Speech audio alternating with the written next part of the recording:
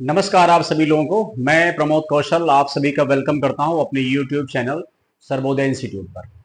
और आज जो हम न्यूज डिस्कशन करेंगे वो 5 और 6 अक्टूबर की, जैसा कि आज 6 अक्टूबर है भी, तो इस तरीके से क्या होगा कि दो दो दिन की न्यूज कवर करके आपको हम प्रोवाइड कर देंगे। तो इससे क्या होगा, एक आपका न्यूज का पूरा कवरेज बना रहेगा ना। ठीक है, अभी तक हमने देखा होगा 1 अक्टूबर 2 अक्टूबर ये सब जिस भी आप किसी भी इवेंट को पढ़ते हो उस पर लिखा रहता है किस महीने की न्यूज है और किस डेट से किस डेट तक की न्यूज है। भले उसमें 10 न्यूज आई हो, हमने 8 पढ़ाई हो 7 पढ़ाई, बट मैं पढ़ाना इंपॉर्टेंट ही चाहता हूं। यही वजह है कि मुझे एक्स्ट्रा न्यूज समझ में नहीं आती। वैसे मुझे जबरदस्ती पढ़ानी हो तो मैं बहुत सारा मैटर जोड़ दूं, 2 मर गए इधर से, 4 उधर आ गए, 5 इधर आ गए, बहुत सारा है। लेकिन जैसे जो जिसे शास्त्रीय भाषा है वो मोस्ट इंपॉर्टेंट है। आप नोट कर लीजिए, आने वाले एग्जाम में जो शास्त्रीय भाषाओं 5 जो दर्जा मिला है, 6 पहले थी, 5 ये, 11 ये मोस्ट इंपॉर्टेंट है। Dada Saheb Phalke award most important है। कोई क्रिकेट की न्यूज है मोस्ट इंपॉर्टेंट, अभी देखा होगा ICC T20 world cup female का चल रहा है। ठीक है, अभी इंडिया जो है, इंडियन जो टीम है फीमेल, वो न्यूजीलैंड से हारी है, पाकिस्तान से फिर फाइट करेगी। तो यही सब चीजें आपके एग्जाम के लिए बड़ी इंपॉर्टेंट होती है ना। तो ध्यान से इसको पढ़ते रहेंगे, सभी लोग जुड़ते रहेंगे। और बहुत सारे विद्यार्थी लाइक शेयर कमेंट करते हैं और अपने स्टेटस पे लगाते हैं, उनको बहुत बहुत धन्यवाद। और सभी लोग कम से कम एक लाइक जरूर बनता है, कमेंट करके बताया करो कितने क्वेश्चन के आंसर हम कर पाए, सही कर पाए। देखो, एक एक बूंद से घड़ा भरता है, तो धीरे धीरे प्रयास करिए। एकदम से किसी को कुछ नहीं आता है तो वो मास्टर नहीं बन सकता, क्योंकि मास्टर बनने के लिए बड़ा पैसेंस चाहिए और बहुत समय चाहिए। आज भी मैं सीखता हूँ, आज भी मैं पढ़ता हूँ। आप समझ नहीं सकते कितना पढ़ना हमको पड़ता है आपको सही से गाइडलाइन देने के लिए। और आपको ही क्या, सभी को, मेरा प्रोफेशन भी है, तो मुझे अपने प्रोफेशन में तो स्मार्ट होना ही चाहिए, वरना काम नहीं चलेगा ना। चलो देखो क्या है पॉइंट। क्वेश्चन है कि ईरानी कप या ईरानी ट्रॉफी, जैसे भी ईरानी कप या ट्रॉफी, ठीक है। वैसे इसकी शुरुआत जो है वो 1959 और 60 से है। ठीक है, और सबसे अच्छी बात है कि पहली बार जो हुआ इसको मुंबई को ही जीतने का मौका मिला।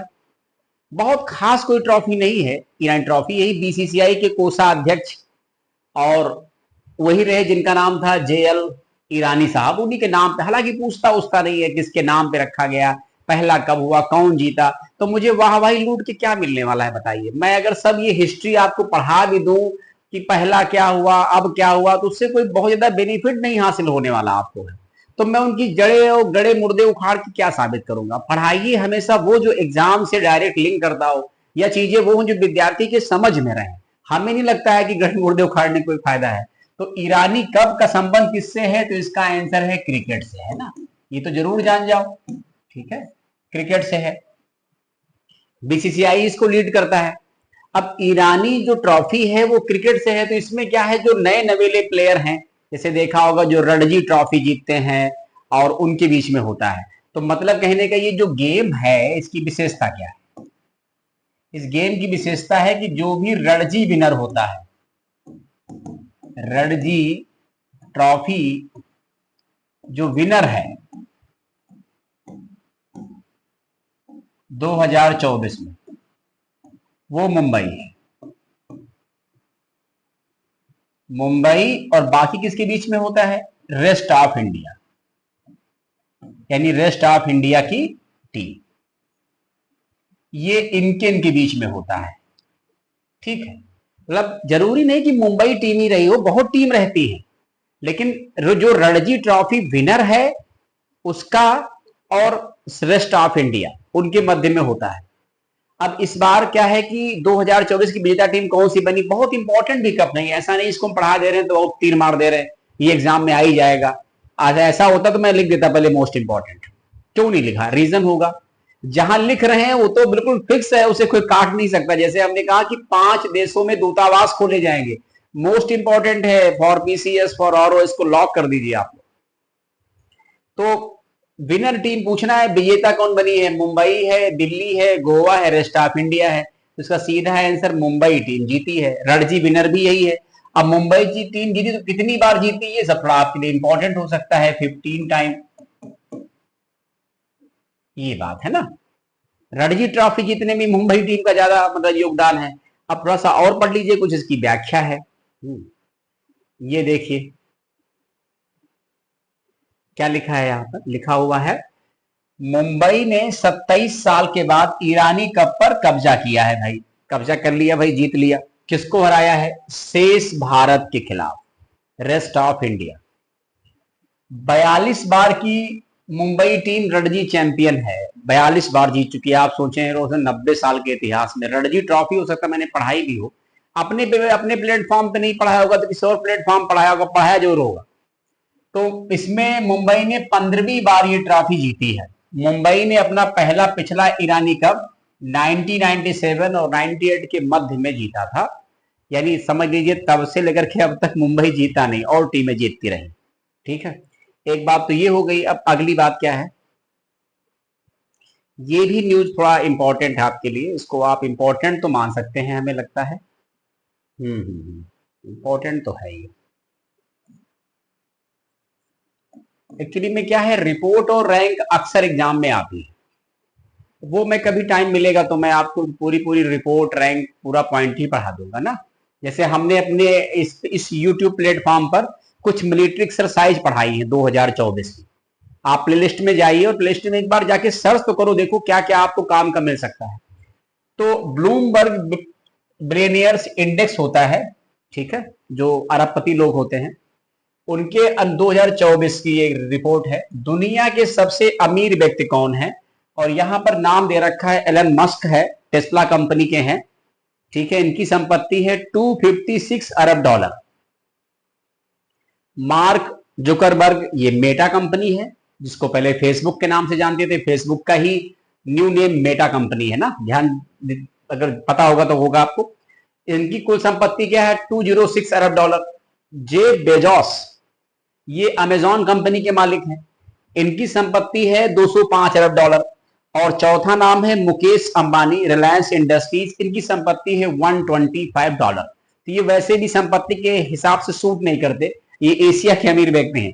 अब इसके अलावा अगर पूछ रहा है कि नंबर 1 कौन रहा है ना, इसमें यही पूछ रहा है कि सबसे अमीर व्यक्ति कौन है, तो अमीर व्यक्ति में कौन आएगा यहाँ पर? देखिए, यहाँ इत्तेफाक से सबकी संपत्ति भी मेंशन कर दी हमने। इस क्वेश्चन को हमने क्वेश्चन जैसा बनाया ही नहीं, क्योंकि हमने तो इसमें सबकी संपत्ति मेंशन कर दी ना, तो ये रैंक बन गई आपके लिए। तो नंबर 1 पे कौन है? Elon Musk, total assets 256 billion dollar.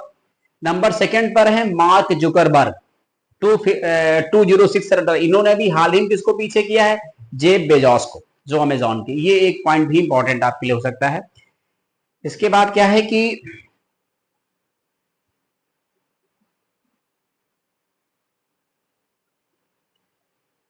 BCCI सभी लोग जानते हैं, क्रिकेट बोर्ड हमारे यहाँ जो कंट्रोल बोर्ड है क्रिकेट का, बीसीसीआई मुंबई में। बीसीसीआई में एसीयू, एंटी करप्शन यूनिट, ठीक है, एसीयू प्रमुख कौन बनाए गए हैं? हालांकि जैसे आपने देखा होगा यूनिवर्सिटी में भी आजकल ओम्बड्समैन वगैरह की बात हो गई, आरबीआई भी ओम्बड्समैन रखता है। तो इस प्रकार के लोकपाल, जिसको आप लोग कहते हो ना, तो लोकपाल एक प्रकार सुपरवाइजरी का काम करता है। तो बीसीसीआई में एक पोस्ट बनाई गई एंटी करप्शन यूनिट, जो लोग भ्रष्टाचार में शामिल होंगे उन पर ये नकेल कसेगा। तो कौन बने हैं भी हाल ही मैंने? आईपीएस हैं वो, शरद कुमार, राजीव कुमार, राजेश कुमार, उपरोक्त में से कोई नहीं। तो इसका राइट आंसर है शरद कुमार, और इनका कार्यकाल 1 अक्टूबर से होगा, 3 इयर्स के लिए, 3 इयर्स के लिए होगा। और ये एनआईए के हेड रह चुके हैं, एनआईए हेड। एनआईए मतलब नेशनल इन्वेस्टिगेशन एजेंसी। अब जो विद्यार्थी पढ़ते हैं उनके लिए क्वेश्चन है कि आपको बताना है कि वर्तमान एनआईए कौन है, एनआईए के वर्तमान डायरेक्टर कौन है। ठीक है, नेशनल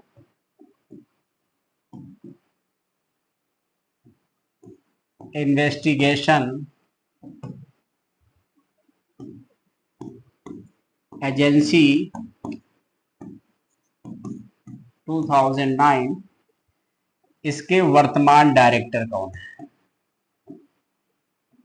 ठीक, चलिए इसके बाद क्या है पॉइंट? ये भी मोस्ट इंपॉर्टेंट है। खैर, एक तो ये तो एक्सरसाइजें हैं जो बहुत इंपॉर्टेंट है ना। क्या लिखा हुआ है? लिखा है कि मालाबार नौसैनिक अभ्यास 2024 का आयोजन नौसैनिक अभ्यास 2024 का आयोजन कहाँ किया जाएगा, यही है। और इसके ऑप्शन यहाँ कर देते, भारत हो गया, एक हमने बना दिया अमेरिका, एक बना दिया हमने जापान, और एक बना दिया हमने ऑस्ट्रेलिया। तो Bharat, USA, Japan, actually Malabar जो एक्सरसाइज है वो इन्हीं चारों देशों के मध्य होती है, और इन चारों का संबंध एक संगठन है, क्वाड। कुछ याद आया आप? 2017, ठीक, क्वाड्रिलेटरल सिक्योरिटी डायलॉग है ये।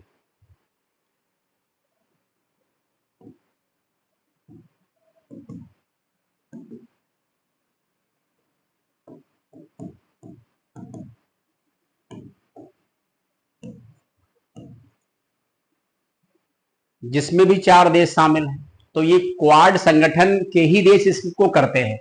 नवल एक्सरसाइज है ये, ठीक है। इसका आयोजन कहाँ किया जाएगा? तो क्वाड की अभी 2024 वाली जो मीटिंग है, ये भी हमने आपको पढ़ा रखा है, ये यूएसए में की गई।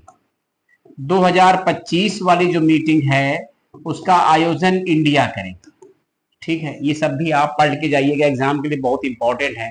क्वाड वगैरह डेफिनेट क्वेश्चन आते हैं, फुल फॉर्म हो सकता है, कितने कंट्री, कब मीटिंग हुई, कब बना, कोई इसका हेडक्वार्टर चेयरमैन होता है, तो ध्यान रखेंगे कुछ इस प्रकार के ऑर्गेनाइजेशन का ना कोई हेडक्वार्टर होता है, ना ही कोई चेयरमैन होता है, ना चेयरमैन होगा इनका और ना ही इनका कोई हेडक्वार्टर। तो अब इसका राइट आंसर क्या होगा कि मालाबार जो नौसैनिक अभ्यास 2024 का आयोजन कहाँ किया जाएगा? इसका आंसर इंडिया है। इंडिया में एक प्लेस पड़ता है विशाखापट्टनम,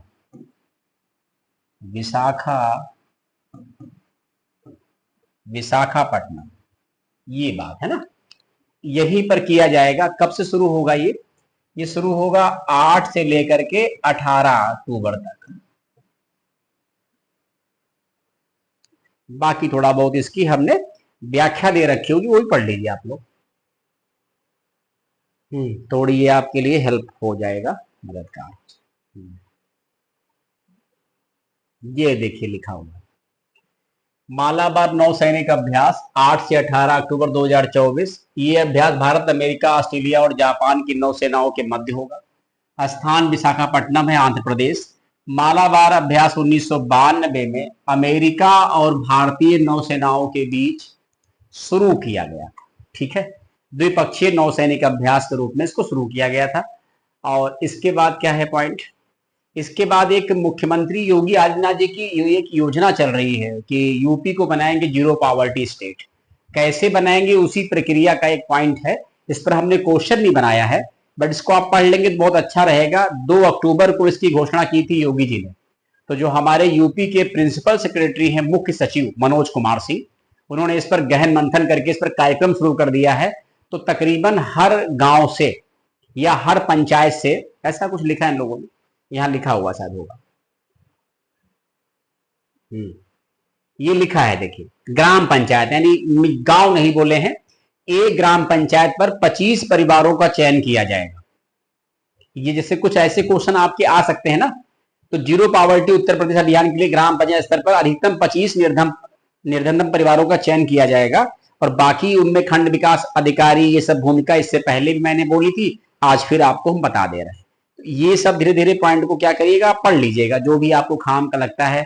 इसमें लिखा है देखिए कैसे करेंगे, 2 लेवल बनाया। पहला, भूमिहीन आजीविका, कोई विकल्प नहीं, अनिश्चित आय, दिहाड़ी, कस मजदूरी पर आश्रित, जिनका पक्का मकान नहीं। अब भैया आज मजदूरी करने गए, पैसा मिला, कल का पता नहीं क्या हुआ, नहीं क्या हुआ ना, तो ऐसे पॉइंट है।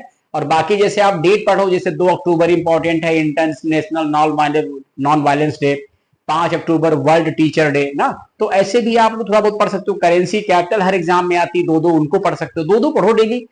10 पढ़ने बैठोगे तो नहीं याद होगा ना। और आसान ना पढ़िए, टफ पढ़ा। जैसे मान लो पढ़ना भी है तो कजाकिस्तान, किर्गिस्तान, उज्बेकिस्तान, कजाकिस्तान, ऐसे देशों को पढ़ो ना।